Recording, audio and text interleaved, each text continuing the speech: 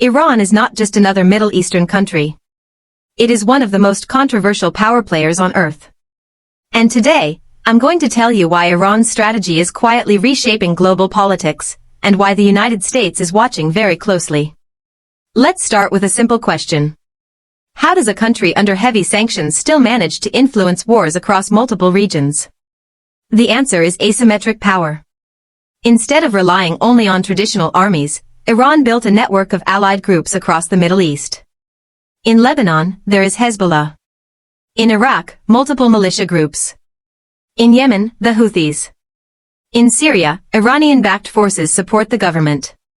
Together, this network is often called Iran's axis of resistance. This strategy allows Iran to fight its enemies without directly declaring war.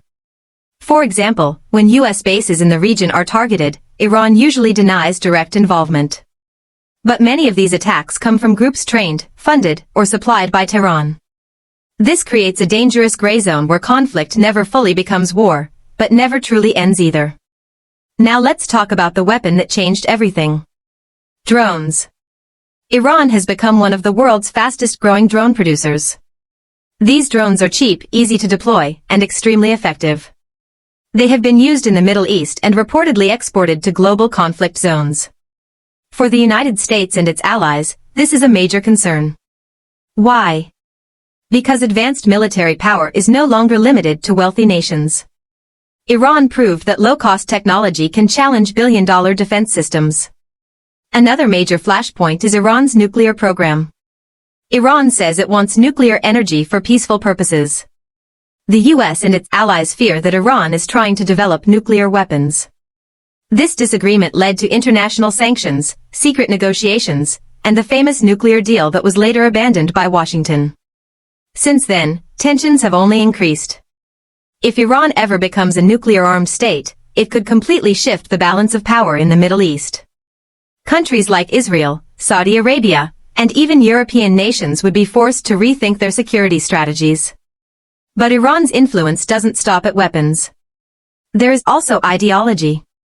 Iran presents itself as a leader against Western dominance and U.S. influence in the region. This message resonates with groups and populations who feel ignored or oppressed. It's not just about military power. It's about narrative warfare. And here's the part most people don't realize. Despite decades of pressure, Iran has not collapsed. Instead, it adapted. It built underground economies, new trade routes, and stronger ties with countries that challenge U.S. dominance. This is why Iran remains one of the most difficult foreign policy challenges for Washington. So the real question is this. Is Iran trying to start a global conflict? Probably not. But is Iran trying to reshape the rules of power in the Middle East and weaken American influence? Absolutely. And as long as this silent power struggle continues, Iran will remain at the center of global headlines. If you want more deep political and military breakdowns like this, make sure to subscribe. Because the next conflict shaping the world might already be happening right now, and most people won't see it coming.